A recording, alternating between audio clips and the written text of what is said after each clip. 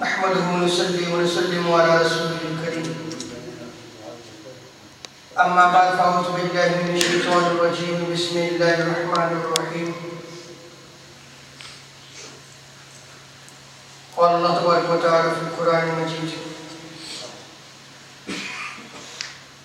ما كان محمد أبا أحد من رجالكم ولكن رسول الله وخاتم النبيين وكان الله بكل شيء عليما. صدق الله مولانا العظيم. ولا يصلي وسلم دائما ابدا على حبيبك خير. اللہ تبارک و تعالیٰ کا بے پناہ لطف و کرم اور احسان عظیم ہے کہ جس نے ہمیں اس جمعۃ المبارک کی عظیم و بابرکت محفل میں اکٹھی ہونے کی توفیق عطا فرمائی، اور سب سے بڑھ کر یہ کہ ہمیں دولت ایمان سے مالا فرمائے. آج سے جس سلسلے کا آغاز میں کر رہا ہوں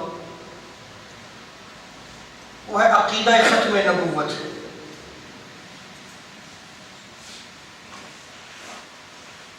مسئلہ ختم نبوت عقائد کے باب میں جو مسلمانوں کے بیلیفز ہیں اس کا جو ایک چیپٹر ہے، اس میں ایک انتہائی حساس اور بنیادی اہمیت کا حامل ہے مسئلہ. اور مسئلہ ہے عقیدہ ختم نبوت ڈائریکٹلی عقیدے سے تعلق رکھتا ہے، اور یہ مسلمانوں کے بنیادی عقائد میں سے ہے. مسلمانوں کے بیسک بلیفز ہیں، اس عقیدہ ختم نبوت کا تعلق اس سے ہے. تاجدار کائنات صلی اللہ علیہ وسلم کا خاتم النبیین ہونا قرآن و سنت کی صریح نصوص یعنی جو آیات کریمہ ہیں وضاحتاً جن میں بیان کیا گیا ہے ان سے ثابت ہے. اور جب قرآن و سنت سے وضاحتاً ثابت ہو تو پھر کسی شک و شبہ کی کوئی گنجائش ذرہ برابر بھی نہیں رہ جاتی، کیونکہ عقیدہ ختم نبوت ایمان کی بنیاد ہے. جو شخص تاجدار کائنات صلی اللہ علیہ وسلم کو خاتم النبیین نہ مانے وہ بے ایمان ہے، وہ اسلام سے خارج ہے، اس کا ایمان سے کوئی تعلق و واسطہ نہیں ہے. اس لیے کہ عقیدہ ختم نبوت یہ ضروریات دین میں سے ہے. اب اس کو سمجھیں کہ ضروریات دین ایسی چیزیں ہیں کہ جس کا اگر انکار کر دیا جائے تو وہ شخص مسلمان نہیں رہتا. جیسے اللہ کی توحید ہے، تاجدار کائنات صلی اللہ علیہ وسلم کی رسالت ہے، یوم آخر پر ایمان ہے، اچھی اور بری تقدیر پر ایمان لانا ہے، فرشتوں پر ایمان لانا ہے. تو ضروریات دین میں سے اگر کوئی شخص کسی ایک کا انکار کرتا ہے تو وہ شخص جو ہے وہ مسلمان نہیں رہے گا. اور عقیدہ ختم نبوت بھی ضروریات دین میں سے ہے.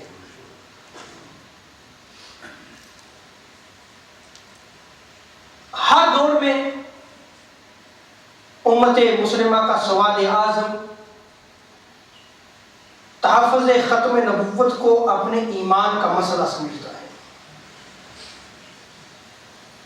اور عقیدہ ختم نبوت قرآن و سنت کی روشنی میں ثابت شدہ اور متفقہ رائے ہے،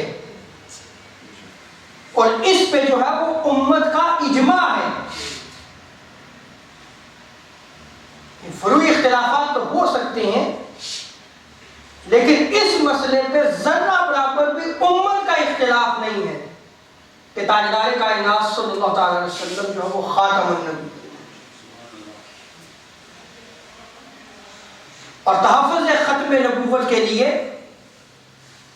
سب سے پہلے سیدنا صدیق اکبر رضی اللہ تعالی عنہ نے اس دور میں جو جھوٹا دعوی نبوت کیا تھا ان کے خلاف جہاد کیا تھا. صرف زبان سے جہاد نہیں کیا تھا بلکہ جہاد بھی سیف کیا تھا، کو مارا تھا۔ اس قدر اہمیت کا حامل یہ مسئلہ ہے۔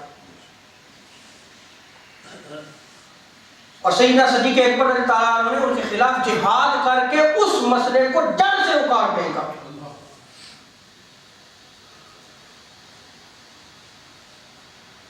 اور آقا علیہ السلام کے فرامین کے مطابق اس امت میں کذاب لوگ ہوں گے جو جھوٹا دعوی نبوت کریں گے، اور اس زمانے میں انکار ختم نبوت کا جو سب سے بڑا فتنہ ہے وہ فتنہ قادیانیت ہے، اور اس فتنے کا سربراہ مرزا غلام احمد قادیانی ہے۔ اس کے پیروکار اس کو ماننے والے ہیں، اس کے عقیدت مند مرتد، کافر اور دائرہ اسلام سے خارج ہیں۔ ان کا اسلام کے ساتھ کوئی تعلق و واسطہ نہیں ہے۔ ہم سنی لوگ بڑے سادہ لوگ ہیں، اور علم کی طرف ہماری کوئی رغبت نہیں ہے، جس کی وجہ سے جو اسلام کے بڑے بڑے فتنے ہیں وہ آہستہ آہستہ ہماری کمیونٹیز میں اور پھر ہمارے گھروں میں داخل ہو جاتے ہیں، اور ہم بادر بھی نہیں کرتے۔ میں ایگزامپلز دیتا ہوں، جیسے ٹی وی چینلز ہیں، کیا ایز اے پیرنٹس ہم چیک اینڈ بیلنس رکھتے ہیں کہ اس میں کون سے چینلز جو ہے وہ اسلام کے نام پر گمراہی پھیلا رہے ہیں، یا کون سے چینل جو ہے وہ اسلام کے نام پر کفر کو پھیلا رہے ہیں؟ تو دیکھیں، ہم نے تو اپنے گھروں میں کھلی اجازت دے دی ہے، بلکہ کچھ دن پہلے کچھ انگلش لٹریچر جو ہے وہ مجھے دیا گیا کہ ہم اسلام کو انڈرسٹینڈ کرنا چاہتے ہیں، تو یہ انگلش لٹریچر ہے، بتائیں یہ صحیح ہے یا کہ نہیں ہے۔ اور یہ 3 یا 4 لیفلیٹس تھے، اور شارٹ جو ہے وہ بکس تھی، میرے خیال میں 3 یا 4 تھی۔ اسی کمیونٹی کے رہنے والوں نے مجھے دیا کہ یہ بتائیں کیا۔ میں نے جب ان کو دیکھا تو انا للہ و انا الیہ راجعون، سارے کا سارا لٹریچر قادیانیت پر مشتمل تھا۔ اب وہ لٹریچر کیسے ہمارے گھروں میں آیا؟ کیا ہمیں اس چیز کی بھی خبر ہے؟ اور انہوں نے تو چلے پوچھ لیا، اور اگر آپ نے پوچھا بھی نہیں ہے، اسلام کا نام ہے۔ لٹریچر آپ کھولیں گے، خانہ کعبہ کی تصویر بھی ہے، گنبد خضرا کی تصویر بھی آپ کو نظر آئی، لٹریچر لکھا ہوا ہے انہوں نے۔ اب آپ تو عقیدے میں کہیں گے جی مسلمان کا ہے، چلے جی اسلام کو ہم انڈرسٹینڈ کرتے ہیں، لیکن آپ نے کیا اسلام کو انڈرسٹینڈ کرنا ہے؟ آپ تو دائرہ اسلام سے خارج ہو جائیں اگر آپ نے اس بلیف کو اختیار کر لیا۔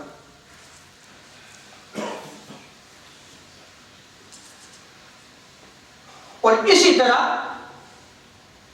یہ اپنے سینٹرز بھی جو ہے وہ قائم کر رہے ہیں۔ غوثور میں بھی جو ہے ان کا سینٹر جو ہے وہ مسجد کے نام پہ قائم ہوا ہے۔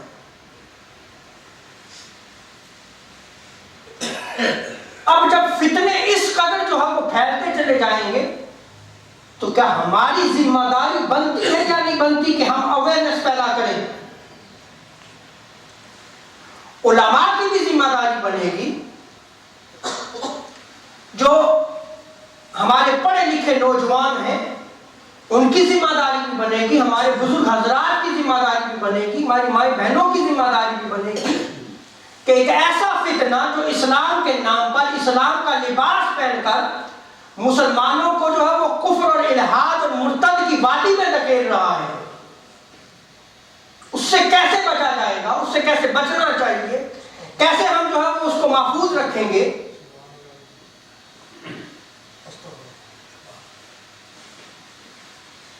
اس کے لیے ہمیں جو ہے وہ صرف اپنی سپیچز پہ یا سن لیا اس پہ نہیں جو ہے وہ اختصار کرنا پڑے گا، بلکہ عملی طور پر جو ہے وہ ہمیں آگے بڑھنا ہوگا۔ یہ جہاد سیدنا صدیق اکبر رضی اللہ تعالیٰ عنہ کا ہے، اور ہر امت میں جو ہے وہ تحفظ ختم نبوت کے لیے جہاد کیا گیا۔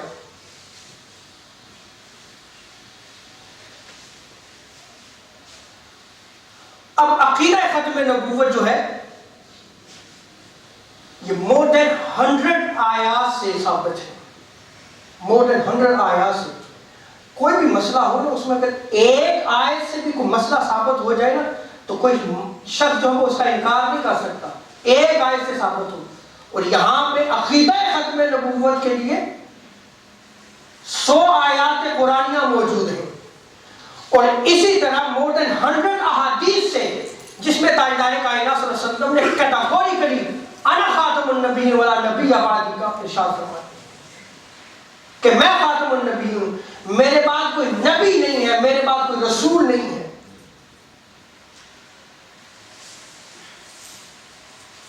یعنی عقیدہ ختم نبوت اتنے مضبوط دلائل سے ثابت ہے، اتنے مضبوط دلائل سے ثابت ہے۔ اور اگر اتنے مضبوط دلائل سے ثابت ہے تو پھر یہ جو گمراہی ہے وہ کیسے آہستہ آہستہ ہمارے گھروں میں آ رہی ہے، کیسے جو ہے ہماری کمیونٹیز میں پھیل رہے ہیں؟ اس کا سبب یہ ہے کہ ہم نے انڈرسٹینڈنگ آف اسلام کو چھوڑ دیا ہے۔ اسلام کو سمجھنا، اسلام کیا ہے، اس کے بیسکس بلیفز کیا ہیں۔ اگر ہم نے اپنے گھروں میں بچوں کو یہ ایجوکیشن کی ہوتی ہے اور اسلام کے حوالے سے سمجھایا ہوتا تو پھر یہ نوبت نہیں آنی تھی کہ ہمارے رشتے بھی قائم ہو جاتے ہیں۔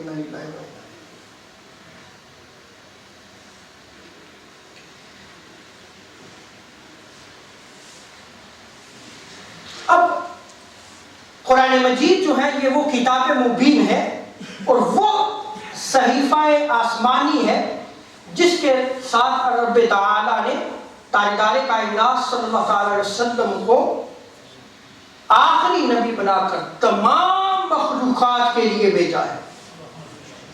صرف انسان نہیں بلکہ تمام مخلوقات۔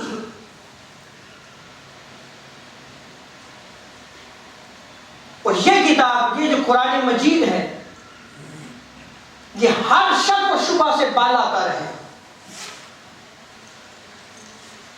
اس قرآن مجید میں جو نص صریح ہے جس سے ثابت ہوتا ہے کہ تاجدار کائنات صلی اللہ تعالی علیہ وسلم جو ہے وہ خاتم النبی ہے، میں اس آیت کا ترجمہ کر کے اس پہ میں مزید دلائل دوں گا کہ خود رب تعالیٰ نے قرآن مجید جو آخری کتاب ہے جس میں ذرا برابر جو ہے وہ شک و شبہ نہیں کیا جا سکتا، کیسے بیان فرماتا ہے کہ کیسے شک نہیں کیا جا سکتا۔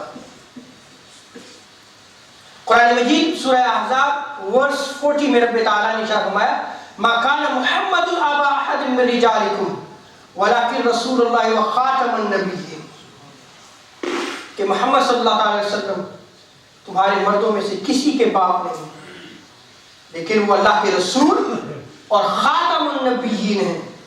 وکان اللہ بکل شیء علیما، اور اللہ تبارک و تعالی ہر چیز کو جو ہے وہ جاننے والا ہے۔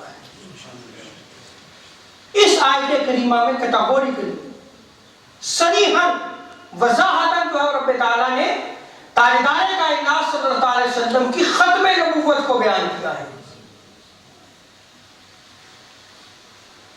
اب چونکہ قرآن مجید ایسی کتاب ہے کہ جس میں ذرا برابر بھی جو ہے وہ شک و شبہ نہیں کیا جا سکتا۔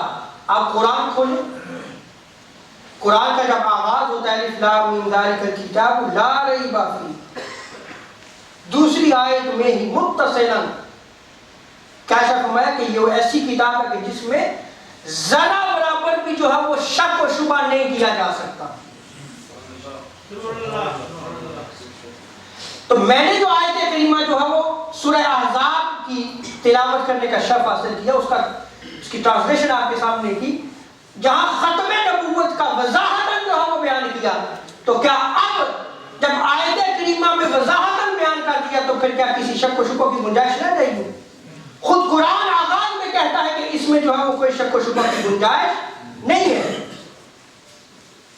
اسی طرح سورہ نحل ورس 89 میں رب تعالیٰ کا فرماتا ہے وَنَزَّلْنَا عَلَيْكَ الْكِتَابَ تِبْيَانًا لِكُلِّ شَيْءٍ، کہ حبیب صلی اللہ علیہ وسلم ہم نے آپ کی طرف یہ جو کتاب قرآن مجید نازل کیا ہے، یہ اس لیے نازل کیا ہے کہ آپ یہ کتاب جو ہے وہ کھول کر ہر چیز کو بیان کرتی ہے، لِكُلِّ شَيْءٍ، ہر چیز کو کھول کھول کر بیان کرتی ہے۔ اور اسی طرح سورہ یوسف ورس 111 میں رب تعالیٰ شاہ فرماتا ہے وَتَفْصِيلَ كُلِّ شَيْءٍ، اس قرآن میں ہر چیز کی تفصیل موجود ہے۔ اور اسی طرح سورہ انعام ورس 838 میں رب تعالیٰ شاہ فرماتا ہے مَا فَرَّطْنَا فِي الْكِتَابِ مِنْ شَيْءٍ، کوئی چیز، یہاں شے کا لفظ استعمال کیا رب تعالیٰ نے، کوئی ایسی شے نہیں ہے جو کریٹ کی گئی اور اس کا ذکر قرآن میں نہ ہو۔ ہم نے کتاب میں کوئی چیز نہیں چھوڑی جسے صراحتاً یا اشارتاً جو ہے وہ بیان نہ کر دیا گیا ہو۔ اور سورہ انعام ورس 59 میں رب تعالیٰ شاہ فرماتا ہے وَلَا رَطْبٍ وَلَا يَابِسٍ إِلَّا فِي كِتَابٍ مُبِينٍ، اس میں ہر تر چیز اور ہر خوش چیز کا جو ہے وہ ذکر کر دیا گیا، اس روشن کتاب میں ذکر کر دیا گیا، کسی چیز کو نہیں چھوڑا گیا۔ اور سورہ بنی اسرائیل ورس 12 میں رب تعالیٰ ایسا فرماتا ہے وَكُلَّ شَيْءٍ فَصَّلْنَاهُ تَفْصِيلًا، کہ ہم نے ہر چیز کو اس قرآن مجید میں تفصیل سے واضح بیان کر دیا ہے۔ یہ قرآن مجید کی آیات ہے کہ جس میں رب تعالیٰ نے وضاحتاً ارشاد فرمایا کہ ہر چیز کو جو ہے وہ بیان کر دیا گیا ہے۔ میں نے بھی ایک آیت کریمہ سے ختم نبوت پر دلیل جو نص صریح سے ثابت ہے اس کو بیان کیا ہے۔ انشاءاللہ میں اگلے جمعہ المبارک میں وہ 100 آیات نقل کروں گا جس میں تاجدار کائنات صلی اللہ علیہ وسلم کی ختم نبوت کو بیان کیا گیا ہے۔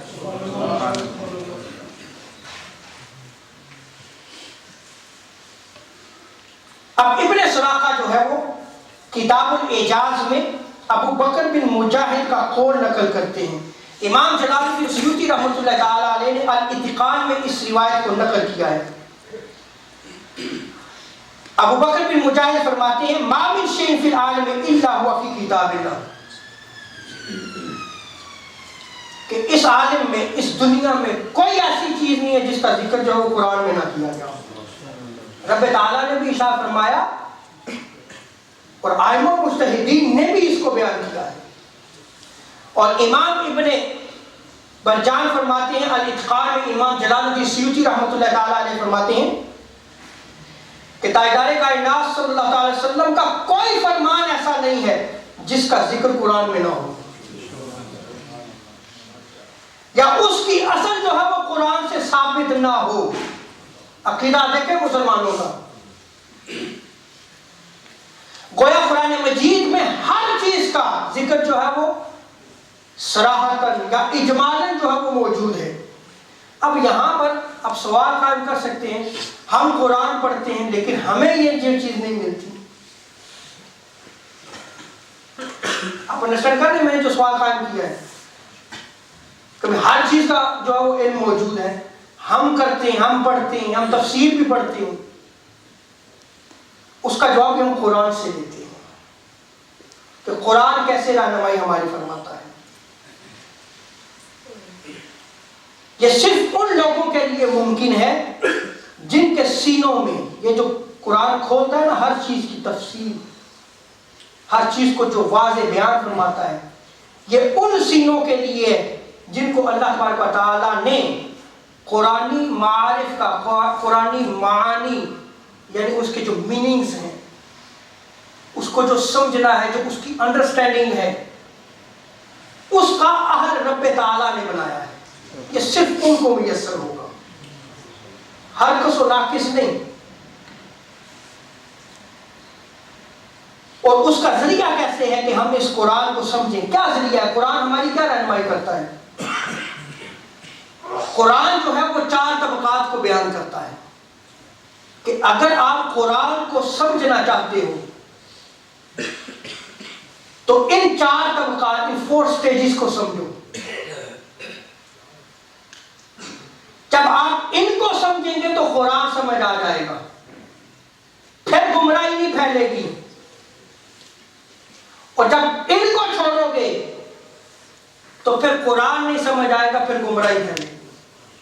پھر قرآن بھی وضاحت کیا ارشاد فرماتا ہے، یضل بہ کثیرا ویہدی بہ کثیرا، کہ اسی کو پڑھ کر بہت جو ہے وہ گمراہ بھی ہوئے اور بہت سارے جو ہے وہ ہدایت بھی حاصل کرے. اب ہدایت کیسے حاصل ہوگی؟ یہ قرآن مجید میں سورہ نساء وہ 69 میں جو ہے رب تعالیٰ ارشاد فرماتا ہے، من یطیع اللہ ورسولہ، جو اللہ اور اس کے رسول کی اطاعت میں آ جاتے ہیں، جو اللہ اور اس کے رسول کی اطاعت میں آ جاتے ہیں. فَأُولَٰئِکَ مَعَ الَّذِينَ أَنْعَمَ اللَّهُ، جب وہ اللہ اور اس کے رسول کی اطاعت میں آتے ہیں تو پھر ان کا تعلق انعام یافتہ بندوں سے ہو جاتا ہے.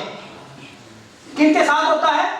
انعام یافتہ بندے. وہ جو 4 طبقات قرآن مجید میں بیان کیے، وہ جو انعام یافتہ بندے جو قرآن مجید میں بیان کیے، جن کے ذریعے اس قرآن کو سمجھنا ہے، جن کے ذریعے اس قرآن کے معانی کو سمجھنا ہے، مفاہیم کو سمجھنا ہے، اس کے میننگ کو سمجھنا ہے، اس کو انڈرسٹینڈ کرنا ہے ہم نے، تو وہ کون سے طبقات ہیں؟ رب تعالیٰ قرآن مجید میں ارشاد فرماتا ہے، انعم اللہ من النبیین، سب سے پہلے انبیاء. سب سے پہلے کیا ہے؟ انبیاء. اب سب سے پہلے اگر قرآن کو سمجھنے کے لیے جو 4 طبقات بیان کیے ہیں تو پہلا طبقہ کون سا ہے؟ نبیوں کا ہے. اور خود نبیوں کا سردار خود کہے کہ میں آخری نبی ہوں. خود ختم نبوت کا سردار جو ہے وہ کیا کہتا ہے کہ میرے بعد کوئی نبی نہیں ہے. تو اگر پھر قرآن کو اس طبقے سے ہٹ کر سمجھا جائے گا تو وہ جو ہے وہ گمراہ ہو جائے گا، وہ کفر و الحاد کی طرف بھی جا سکتا ہے. دوسرا طبقہ جو قرآن مجید نے بیان کیا وہ صدیقین، طبقہ صدیقین. اب دیکھیں عقیدہ ختم نبوت کو سمجھنے کے لیے قرآن کی آیات صحابہ کے دور میں نازل ہوئی یا نہیں؟ صحابہ نے اس قرآن کو سمجھا حضور سے. کس سے سمجھا؟ اور حضور نے کئی مقامات، more than 100 احادیث میں میں نقل کروں گا، ساری وہ بھی ساری نقل کروں گا انشاءاللہ تبارک و تعالیٰ.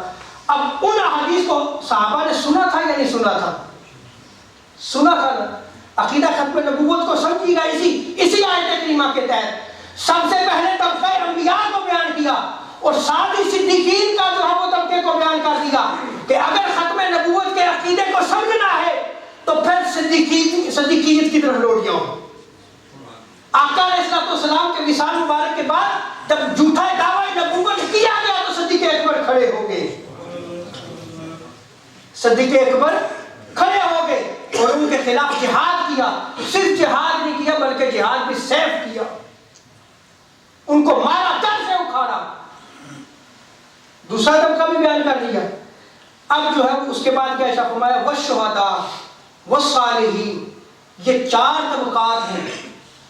وحسن اولئک رفیقا، یہ بہت ہی خوبصورت رفیق ہے، یہ بہت ہی خوبصورت سنگت ہے. قرآن کو سمجھنے کے لیے ان کی سنگت چاہیے، اور اگر ان کی سنگت نہیں آئے گی تو قرآن سمجھ میں نہیں آئے گا. قرآن سمجھ نہیں آئے گا. اب یہ جو میں نے سارا بیان کیا ہے اس پہ ایویڈنس دے رہا ہوں حدیث مبارکہ سے. ٹائم ہو چکا ہے، بس یہ حدیث مکمل کر لوں تاکہ جو ہے اس موضوع کو میں جاری رکھوں گا کہ محض اپنی رائے سے قرآن کو اگر سمجھا جائے گا تو گمراہی پھیلے گی، صرف محض اپنی رائے سے. اور آج یہ ہو رہا ہے. ہم ٹرانسلیشن پڑھ کے نا، ہم تو جو ہے وہ چھوٹا موٹا مولوی ہو تو ہم اس کو تو کھڑکنے بھی نہیں دیتے، تو کدھر جانا ہے تیرے نال بڑے عالم. اسی بھی پڑھ رہے ہیں. اب آپ سمجھے ہیں؟ اب اپنی رائے سے اگر جو ہم قرآن کو سمجھا جائے گا تو گمراہی کا شکار ہوں گے. جو قرآن کو انعام یافتہ بندوں کے ذریعے نہیں سمجھتا وہ ہدایت نہیں پا سکتا. اسی لیے تاجدار کائنات صلی اللہ علیہ وسلم نے فرمایا من قال فی القرآن برأیہ فلیتبوأ مقعدہ من النار. جامع ترمذی کی روایت ہے. حضور فرماتے ہیں کہ جو اپنی رائے سے قرآن میں بیان کرتا ہے وہ اپنا ٹھکانہ جہنم میں بنا دے. اور اسی طرح دوسری روایت میں آتا ہے سنن ابو داؤد میں من قال فی کتاب اللہ برأیہ فأصاب فقد اخطأ کہ جس نے قرآن میں اپنی رائے سے کوئی بات بیان کی اپنی رائے سے اور بات بھی حق اور سچ بیان کی لیکن ہے اس کی اپنی رائے تو تاجدار کائنات صلی اللہ علیہ وسلم فرماتے ہیں اس نے خطا کی.